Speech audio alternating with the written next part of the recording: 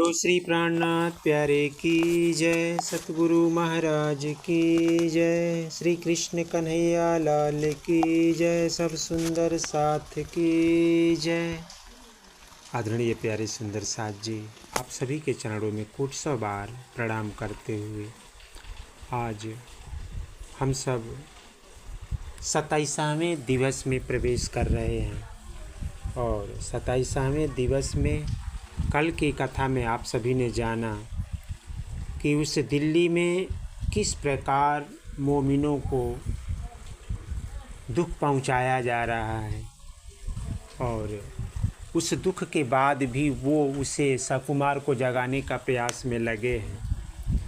तो वहाँ से मैं प्रारंभ करूँगा कि परम श्रद्धेय आदरणीय सखियों जी सप्रेम मेरा स्वीकार करें और हम सब अपने जीवन में आध्यात्मिक उत्थान के लिए जागनी ब्रह्मांड में 2 जामों में हुई श्री राज जी द्वारा की गई लीला का रसास्वादन करके आनंद की अनुभूति प्राप्त कर रहे हैं। तो अब आगे इसकी कथा में आप जानेंगे कि कोतवाल के पास नलवा भेज दिया गया और जवाब के लिए चक्कर सभी मोमिन काट रहे हैं, कोई जवाब नहीं मिल रहा है। तब नंदलाल और शिवराम दोनों भाइयों ने आपस में विचार किया कि उसे लिखे हुए रुक्के को हम औरंगजेब तक संदेशा पहुंचा सकते हैं। रात्रि को घंटा बजाने की जिसकी सेवा होगी उस गुसल खाने अर्थात स्नान गृह के दरवाजे पर रुक्का चपका देंगे। और ऐसा ही हुआ और ये बात बादशाह तक पहुंची और उस रुक्के में ये लिखा था कि कोई भी सच्चा मुसलमान हो उनको ये सूचना दी जा रही है कि इस रुक्के में लिखे हुए कथनों पर विश्वास लाए। श्याम जी परमधाम की आत्माओं के साथ इस खेल में आई हैं। उनके साथ मोहम्मद साहब अक्षर की आत्मा भी अपने वायदे के अनुसार आए हैं और असराफील आइयाँ जोश जबराइल लाए संग, सो उतरे अरस अजीम से खुद कसम के अंग। जागृत बुद्धि असराफील और जोश जिब्रिल भी साथ में आया है। ये धनी के अंग हैं और परमधाम से आए हैं अर्थात जिब्राइल और इसराफील वस्तुतः अक्षर के फरिश्ते हैं। परमधाम की वहदत में अक्षर और अक्षरातीत का एक ही स्वरूप है, इसलिए अक्षर के अंग होते हुए भी इन्हें अक्षरातीत का अंग कहा गया है। तफसीर हुसैनी में यह बात दर्शाई गई है कि परमधाम में 5 नहरें अवतरित हुई हैं। उसी तथ्य को दर्शाने के लिए परमधाम से यहाँ असराफील और जिब्रील के आने की बात कही गई है, अन्यथा जबराइल तो सत स्वरूप के आगे जा ही नहीं सकता। सो इसके आगे इस रुक्के को पढ़कर आप सभी सावधान हो जाइए और गफलत में न पड़े रहना। जिस मुहम्मद ने फरदा रोज़ क़यामत की 11वीं सदी के समय में स्वयं आने का वायदा किया था, अब वे आ चुके हैं। श्री नंदलाल जी द्वारा गुसलखाने में रुक्का चिपकाया गया। सुबह दरबारियों द्वारा रुक्का पढ़े जाने से दरबार में शोर मच गया और धीरे धीरे बादशाह तक बात पहुंच गई। और शेख सुलेमान, तुम्हारा यही काम था कि जो भी मुझसे मिलना चाहता हो उसकी मुझ पर खबर पहुंचाना या मुझसे मिलवाना प्रबंध करना, ये तुम्हारा काम था। परंतु इस रुक्के के चिपकाने का यही अर्थ है कि उन लोगों ने तुम्हारे घर के कई चक्कर लगाए होंगे और अंत में निराश होकर उन्होंने रुक्का चिपकाया होगा। तुम्हारे अंदर अक्ल नाम की चीज़ है कि नहीं है? अब तुम्हें शाही दरबार की सेवा से बर्खास्त किया जाता है। शेख सुलेमान को बर्खास्त करके उसकी जगह पर धर्म गुरु शेख निज़ाम के बेटे अब्दुल्ला को नियुक्त किया गया। औरंगजेब ने यह ढिढोरा फिराने का हुक्म दिया कि रुक्का चिपकाने वाला फरियादी मुझसे उस समय मिल सकता है जब मैं जुम्मे की नमाज़ पढ़ने जामा मस्जिद जाऊंगा। लेकिन औरंगजेब की इच्छा के विपरीत यह ढिढोरा फिराया गया कि किसी भी फरियादी की बादशाह से मिलने की इच्छा हो वह जुम्मे की नमाज के दिन बादशाह से मिल सकता है। जुम्मे की नमाज पढ़कर सब बादशाह ने देखा कि ये तो सैकड़ों लोग न जाने कहाँ से चले आ रहे हैं। बादशाह ने सोचा था कि फरियादी तो एक ही होगा, लेकिन इस दृश्य को देखकर बहुत अचंभित हुआ, लेकिन वास्तविक को नहीं समझ सका और ढिढोरा को गलत फिराया लगाया गया। निर्मल दास और लाल दास जी समझ गए कि हमारी बात औरंगजेब तक पहुंच गई है। निर्मल दास और लाल दास जी ने विचार करके शुक्रवार को चिट्ठी लेकर मस्जिद पहुंच गए। अब्दुल्ला इसकी इंचार्ज होने के कारण रुखे देखकर इकट्ठा करता जा रहा था। जब लाल दास जी ने इसका रुखा दिया तो उसे पढ़कर समझ गया कि वही हैं जिन्होंने गुसलखाने में चिपकाया था। अब्दुल्ला ने रुक्के को पढ़कर उनसे रुक्के को फाड़ डाला तथा अपनी जेब में डाल दिया। लाल दास जी तथा निर्मल दास जी बोलते ही रह गए, हमारे लिए बादशाह प्रतीक्षा कर रहे हैं। गुसलखाने पर रुक्का चिपकाने वाले हम ही हैं। हमारा रुक्का बादशाह तक तुमने क्यों नहीं पहुंचाते? लगता है तुम्हें अपने गुनाहों के लिए खुदा से जरा भी डर नहीं है। लाल दास जी तथा निर्मल दास जी ने पीछे से बादशाह के घोड़े को पकड़ लिया। बादशाह ने घोड़े के शोरगुल से ध्यान नहीं दिया और घोड़े को दौड़ा दिया। लाल दास जी तथा निर्मल दास जी बादशाह के घोड़े के पीछे घसीटते हुए कुछ दूरी तक गए और निराश होकर चोटिल होकर के घर लौट आए। सारे वाक़ये की खबर श्री प्राणनाथ जी तक पहुंचाई गई। महामती प्राणनाथ जी ने चिट्ठी पढ़कर बड़ा चिंता मनन किया कि मैं दिल्ली में फिर आ रहा हूं। फिर प्राणनाथ जी दिल्ली आकर सब सुंदर साथ के सब पर हाथ रखा और कहा कि ये धर्म युद्ध है। सखियों, श्री प्राणनाथ जी ने कलश यात्रा में भी बड़ा वर्णन किया है और इन 12 मोमिनों ने विचार किया कि अब ईमान के मार्फत बादशाह से मिला जाए।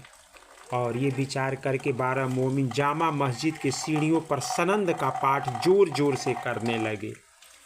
और सखियों, ये सनंद का जब पाठ हुआ कि भली बुरी किनकी नहीं, डरता रहे सुभान, सोबत खूनी भी ना करे या दिन मुसलमान।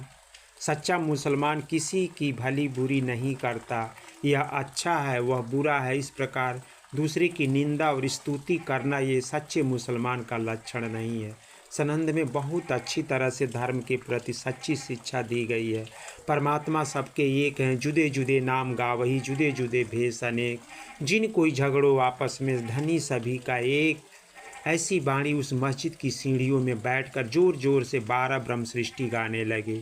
इमाम जो मस्जिद का तिनते सुनी पुकार, उतर आया ऊपर से सुनी सिफत परवरदिगार। उस समय जो मस्जिद के इमाम थे, उन्हें जब इमाम मुहम्मद मेहदी की महिमा सुनाई पड़ी तो उन्हें ये 12 सुंदर साथ धर्म के रक्षक लगे। देखे तारा दिन के नज़र करी आसमान, ये तो अपने कमरे से बाहर निकल आए। उन्होंने रहमत रहमत कहकर अल्लाह ताला से ये दुआ मांगी कि इन मोमिनों पर मेहर की वर्षा हो। उन्होंने स्वयं ही सुंदर साथ से कहा कि मैं आप सभी को बादशाह के पास ले जा कर के भेंट कराऊंगा। यह कहते हुए इमाम ने सुंदर साथ का हाथ पकड़ लिया और प्रेम पूर्वक लाल किले के अंदर ले गए। महल के अंदर जाकर इमाम ने औरंगजेब से कहा, इमाम मेहदी का पैगाम लेकर उनके आदमी आए हुए हैं, आप इनसे बात करिए। अपने महल से निकलकर औरंगजेब बादशाह आया और चबूतरे पर खड़ा हो गया। उसके एक हाथ में छड़ी थी। सुंदर साथ जी चबूतरे के नीचे बादशाह के नज़दीक खड़े हो गए। औरंगजेब बादशाह ने संकेत करके आने का कारण पूछा। उसके उत्तर में सुंदर साथ ने कलमा कहा, ला इलाहा इल्लल्लाह मुहम्मद रसूल अल्लाह। फिर बादशाह ने संकेत करके पूछा कि आपके आने का कारण है। उन मोमिनों ने कहा कि हम दीन या इस्लाम के आशिक हैं, हमें इस फ़ानी दुनिया की कोई भी चीज़ नहीं चाहिए। आखिर आप लोग मेरे दरबार में आए हैं, मुझसे कुछ तो मांगिए। मोमिनों ने कहा, हम आपसे एक ही चीज़ मांगते हैं कि आपके सामने बैठकर हम कुरान पर चर्चा करेंगे। केवल आप ही हमसे पूछिएगा और हमारी बातें सुनिएगा, बीच में अन्य कोई भी दखलंदाजी न करे। यह तो ठीक है, लेकिन कुछ तो मांगिए, दरबार में आपकी हर इच्छा पूरी हो जाएगी। फिर सुंदर साथ जोश भरी बाणी में बोले, गुसलखाने के दरवाजे पर रुक्का चिपकाने वाले हम ही हैं। आपके 5 प्रमुख अधिकारियों पर 5 नलुए भी हमने ही भेजे थे। इनमें 4 शेख निजाम रिजवी खान, शेख इस्लाम और सिद्दीकी फौलाद को दिया था, परंतु अकील खान ने लेने से इनकार कर दिया था। बादशाह ने पूछा, क्या आप लोगों के पास कोई किताब है? सुंदर साथ बोले कि आप जो भी किताब कहेंगे हम तुरंत मंगवा लेंगे। फिर बादशाह ने कहा, आखिर मेरे दरबार में आए हैं, मुझसे कुछ तो मांग लीजिए। सुंदर साथ ने बेधड़क होकर उत्तर दिया, हम आपको पहले ही कह चुके हैं कि मोहम्मद साहिब के बताए हुए सच्चे धर्म के सिवाय कुछ नहीं चाहिए। यह बात सुंदर साथ ने इतने जोशीले अंदाज में कही कि औरंगजेब बादशाह के दिल में डर बैठ गया। उसने अपने मन में सोचा कि मेरे सामने बात करने की हिम्मत किसी में नहीं है और ये किस तरह बेखौफ होकर भरे दरबार में बोल रहे हैं। एकांत में न जाने से मेरे साथ कैसा व्यवहार करेंगे। और सोचने लगा कि लोग तो धन की चाहना से आते हैं, पर ये तो धर्म की बातें करने आए हैं, ज़रूर ये किसी खास जमात के हैं। बादशाह ने कहा, तुमसे आमने सामने बैठकर बातें भी की जाएगी और तुम्हारे ठहरने की व्यवस्था भी की जाएगी। सखियों, वे 5 रसूखदार जिन्हें पहले मोमिनों ने चिट्ठी दी थी डर गए थे। उन्होंने बादशाह से इनकी रूबरू बात होने पर एकजुट होकर आपत्ति जताई और ठहराने की जगह मोमिनों को एक प्रकार से नज़रबंद करने की साजिश रची गई। बादशाह के आदेश से सिद्दीक़ फौलाद ने एक जगह ठहरने का प्रबंध कर दिया, लेकिन अंदर से डर सता रहा था कि इनकी बातें सुनकर बादशाह मुझे भी सज़ा न दे, इसलिए उन्हें एक तरफ से नज़रबंद कर दिया। प्राणनाथ जी को समाचार मिला कि ब्रह्म सृष्टियों ने औरंगजेब से मुलाकात कर लिया और उन्हें नज़रबंद में रखा है, तो उन्हें बड़ा दुख हुआ। इस घड़ी में प्राणनाथ जी ने कुरान की ऐसी आयतें चुनकर चिट्ठी तैयार करी जिसमें किसी को कष्ट नहीं देना चाहिए लिखा था। प्राणनाथ जी कहते हैं कि सबके दिल में इब्लिस बैठ गया है। प्राणनाथ जी इस विपत्ति की घड़ी में संदेश दे रहे हैं। विपत्ति की घड़ी में कभी धैर्य का साथ नहीं छोड़ना चाहिए। कभी भी विपत्ति में धैर्य त्याग करने से मानसिक संतुलन बिगड़ जाते हैं, इसलिए ऐसे समय में अधीर होना चाहिए। महामती ने ऐसी शिक्षा देते हुए सुंदर साथ के नाम बड़ी पत्री लिखी। मेरे प्राण के प्रियतम साथ मेरे सिरदार, आत्म के आधार हो जीव के जीवन उस्तवार। हे प्राणनाथ जी से भी प्यारे सुंदर साथ जी, आप सब सच्चे हो, सूरवीर और धैर्यवान हो। आप लोगों के आचरण से लगता है कि आप लोग राज जी महाराज के नज़दीकी बैठे हो। आप धन्य हो, निशंक होकर आपने खुद को धर्म पथ पर अनुचरण बना लिया है। हे सुंदर साथ जी, आप मेरे शिरोमणि हो, आपके रखे कदम सबके लिए अनुकरणीय सिद्ध हो। और यह सबको संबोधित करते हुए प्राणनाथ जी कह रहे हैं कि आपने आप जीवन को धन्य बनाया। सखियों, बड़ी पत्री हम प्रणामी के लिए संविधान है। महामती जी ने उपदेशपूर्ण चिट्ठी अपने शिष्यों को समझाने के लिए यह 151 चौपाई लिखा है, जो बीतक साहब में भी अर्जी है। और 16 महीना दिल्ली और हरिद्वार में रहकर अब श्री प्राणनाथ जी कामा पहाड़ी से होकर राजस्थान के आमेर नगर आए और वहाँ 2 दिन तक रुककर पुनः संगानेर आए। और संगानेर भारतीय राजस्थान की राजधानी जयपुर से 16 किलोमीटर दक्षिण में स्थित एक शहर है। यह कपड़ा छपाई, हस्त निर्मित कागज उद्योग और जैन मंदिरों के लिए प्रसिद्ध है। संगानेर प्रिंट अपनी तरह से अनोखे प्रिंट भी यहाँ पर होते हैं।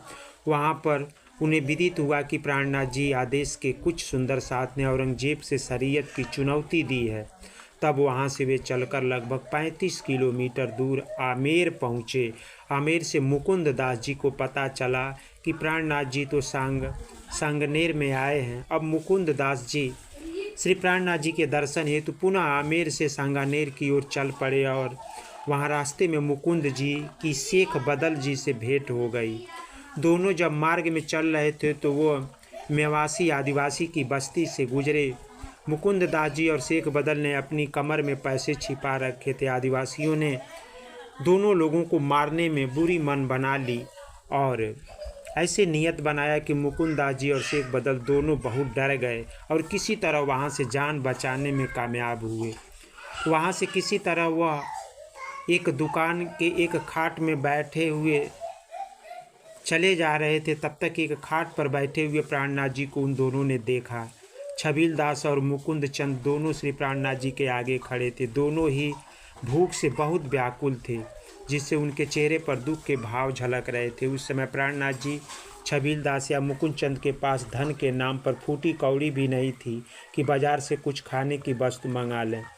मुकुंद दास ने भी आकर श्री प्राणनाथ जी के चरणों में प्रणाम किया। उन दोनों के पास करीब 400 रुपये रखे हुए थे। उन्होंने बाजार से खाने की चीज़ मंगवाई। इस प्रकार सबको भूख से निजात मिली। उन दोनों ने अपने सारे रुपए श्री प्राणनाथ जी के चरणों में रख दिए। आपने कुछ भी नहीं रखा। सखियों, हम भी सुंदर साथ को यह भावना आनी चाहिए। मुकुंद दास और शेख बदल जी धनी के प्रति अपने अटूट विश्वास और प्रेम की बात करने लगे। रात के समय मुकुंद दास जी से प्राणनाथ जी के साथ विचार विमर्श करने लगे। दिल्ली में सुंदर साथ के होने वाले दुर्व्यवहार का समाचार पाकर मुकुंद दास जी के मन में वास्तविक रूप से कष्ट हुआ। तब श्री प्राणनाथ जी ने कहा, शरीयत की ओट में अत्याचार करने वाले इन मुसलमान को अब मैं नहीं छोड़ूंगा। फिर मुकुंद दास जी श्री प्राणनाथ जी से पूछा कि आप यहाँ से कहाँ जाएंगे। मुकुंद दास जी ने बतलाया, इस क्षेत्र में जरगा पंथ के लाखों अनुयायी हैं। इस मत को धनी बाबा का पंथ भी कहते हैं। इनके ग्रंथों में अपनी बहुत सी साक्षियां हैं। यह बात सुनकर श्री प्राणनाथ जी ने मुकुंद दास जी को आदेश दिया कि तुम लोगों में जाकर ज्ञान की चर्चा करो। जब उन लोगों में उत्सुकता और भाव देखना तो मुझे वहाँ पर बुलाना। मुकुंद दास जी तथा मुकुल चंद जी जब वहाँ से चल पड़े तो मार्ग में भीलों ने उन्हें लूटने के उद्देश्य से उनके पीछा किया। तब भागकर उन दोनों ने अपनी जान बचाई। मुकुंदास जी काफ़ी सोच विचार कर उदयपुर से लादू मसानी के पास गए। वहाँ उन्होंने प्राणनाथ जी की अलौकिक महिमा के बारे में चर्चा की। इस समय खंभात से बनमाल दास जी श्री प्राणनाथ जी के चरणों में पूर्व मंडल गांव में आए। उनके साथ रामबाई और गोदावरी भी धामधनी के चरणों में आई। अभी तक श्री बायू जी महारानी और महिला सुंदर साथ आगरा में रह रहे थे। श्री प्राणनाथ जी के निर्देश पर मुकुंद चंद दास जी भी आगरा पहुँचे। उनके माध्यम से श्री बायू जी महारानी सहित सब सुंदर साथ को दिल्ली की सारी सूचना मिली। मुकुंद दास जी ने मुख में से चर्चा सुनकर लागू मसानी ने निजानंद का मार्ग अपना लिया। श्री प्राणनाथ जी ने बायू जी महारानी को आगरा से अपने पास बुला लिया और उनके पश्चात सब सुंदर साथ सहित उदयपुर के लिए प्रस्थान किया। और श्री प्राणनाथ जी और सभी सुंदर साथ उदयपुर से लागू मसानी के घर पर ठहरे। अब वहाँ चर्चा का दौर चल पड़ा। इस चर्चा में परमधाम और श्री राज जी के सिवाय और किसी की बात का जिक्र नहीं होता था। पास के हवेली में 2 राजपूत रहा करते थे। वे बैठे बैठे प्राणनाथ जी की चर्चा सुना करते थे। चर्चा सुनते सुनते उनको तारतम ज्ञान की महत्ता का थोड़ी सी पहचान हुई। उस समय नूर मोहम्मद से श्री प्राणनाथ जी की भेंट हुई। उसने प्राणनाथ जी के मुखारबिंद से होने वाली चर्चा को अच्छे से सुना और उनके प्रेम में गलतफान हो समर्पित हो गए। दिल्ली से सुंदर साथ को रहते हुए 4 महीने बीत गए। उन्होंने वहाँ के वास्तविक पत्र में लिखते हुए धामधनी के चरणों में प्रणाम की। हमें अनुभव किया कि जब तक इन पर ब्रह्म का कहर रूपी दंड नहीं पड़ेगा तब तक ये किसी प्रकार से वास्तविकता पर ईमान लाने वाले नहीं हैं। औरंगजेब से मुलाकात के बाद जब 12 मोमिनों को यातनाएं दी गई तो कान्हजी भाई ने यह सारा समाचार श्री प्राणनाथ जी को कह सुनाया। यह सुनते ही प्राणनाथ जी का चेहरा तलमला उठा।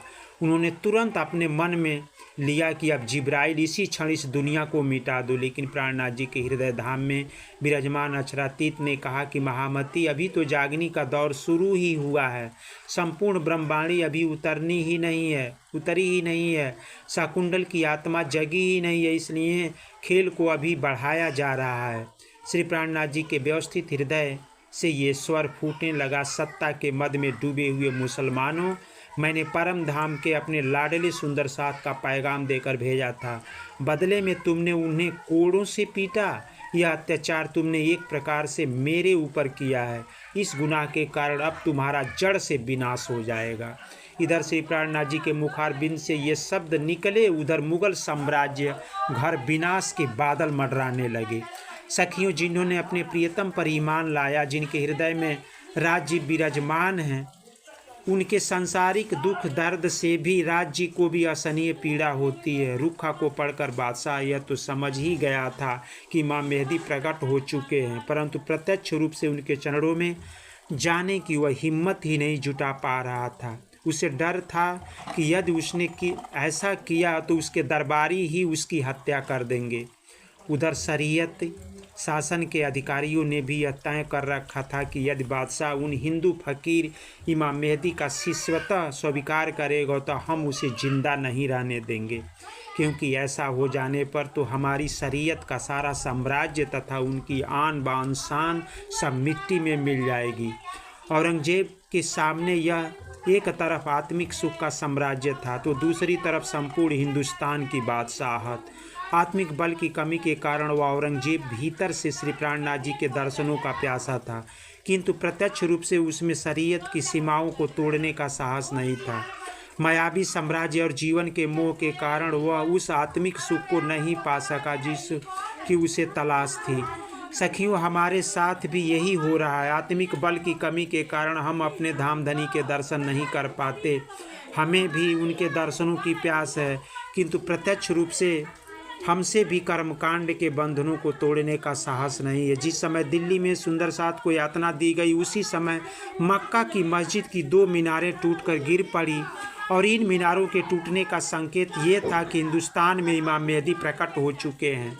वहाँ से आए वसीयतनामे में ये लिखा था कि जिब्राइल कुरान और फ़कीरों को शफ़क़त तथा दुनिया की बरकत वो को हिंदुस्तान में इमाम मेहदी के पास ले गया है। औरंगज़ेब सत्ता के मोह को नहीं छोड़ सका और यह पढ़ने के बावजूद औरंगज़ेब अपने गुलाम तथा जैसे ही सख्त ये ताउस पर बैठने गया तो उसको ऐसा लगा कि तख्त पर शेर बैठा है। औरंगज़ेब भय से कांपने लगा। औरंगज़ेब को भय से कांपते हुए ठिठकते हुए देखकर दरबारियों ने पूछा, जहाँपनाह आप जहाँ पर क्यों घबराए हुए हो? तख्त पर तशरीफ़ रखिए। बादशाह ने कहा, वहाँ पर शेर बैठा है और मेरी तरफ देखकर गुर्रा रहा है। दरबारियों ने कहा कि हजूर वहाँ तो कोई नहीं है, हम सभी लोग देख रहे हैं। बादशाह ने कहा, नहीं, मैं तख्त पर नहीं बैठ सकता। बादशाह, ये हिंदा यानी आपको वहाँ शेर दिख रहा है। दरबारियों ने कहा, यह तो निश्चित ही उस फ़कीर का जादू काम कर रहा है जिसने नलवे भेजवाए थे। आप 5 वक्त की नमाज पढ़ने वाले अर्श अजीम के मोमिन हैं, भला आपका उस फ़कीर का जादू क्या बिगाड़ लेगा? सबके आग्रह करने पर औरंगज़ेब बादशाह जैसे ही सिंहासन पर बैठने गया, धड़ाम से गिर पड़ा। शाही महल में कोहराम मच गया। बादशाह का चेहरा भय के मारे पीला पड़ गया। उस दिन के बाद औरंगज़ेब बादशाह कभी भी अपने जीवन में तख्त-ए-ताउस पर नहीं बैठा, भले ही उस पर कितना ही दबाव क्यों न पड़ा हो। तब श्री प्राणनाथ जी ने उन दिल्ली के सुंदर साथ को लिखा कि आप शीघ्र चले आओ, और सभी सुंदर साथ वहाँ पर आदेश बादशाह ने किया। सुंदर साथ को छोड़ा गया, सुंदर साथ को पैसे भी दिया गया और सभी सुंदर साथ वहाँ से फिर लक्ष्मण सेठ, लालदास जी, श्यामदास जी, भीमई, चिंतामणि, गरीबदास जी और उनकी पत्नी लालबाई भी सभी प्राणनाथ जी के दीदार करने के लिए भाव विह्वल होते हुए सभी दिल्ली को छोड़ करके और प्राणनाथ जी के पास चले गए। अब आगे सुनेंगे प्यारे सुंदर साथ जी कि वहीं से मुग़ल साम्राज्य समाप्त हो जाता है। फिर जीवन में कभी मुग़ल साम्राज्य दिल्ली पर शासन नहीं कर पाए और हमेशा के लिए औरंगज़ेब का सत्ता समाप्त हो जाता है और प्राणनाथ जी अब महाराजा छत्रसाल के अंदर जो रूह बैठी हुई है उसको जगाने का प्रयास करेंगे। कल की कथा में आप सब सुनेंगे प्यारे सुंदर साथ जी। शब्दों के साथ आप सभी के चरणों में हम कोटि 100 बार प्रणाम करते हैं। प्रणाम प्रणाम।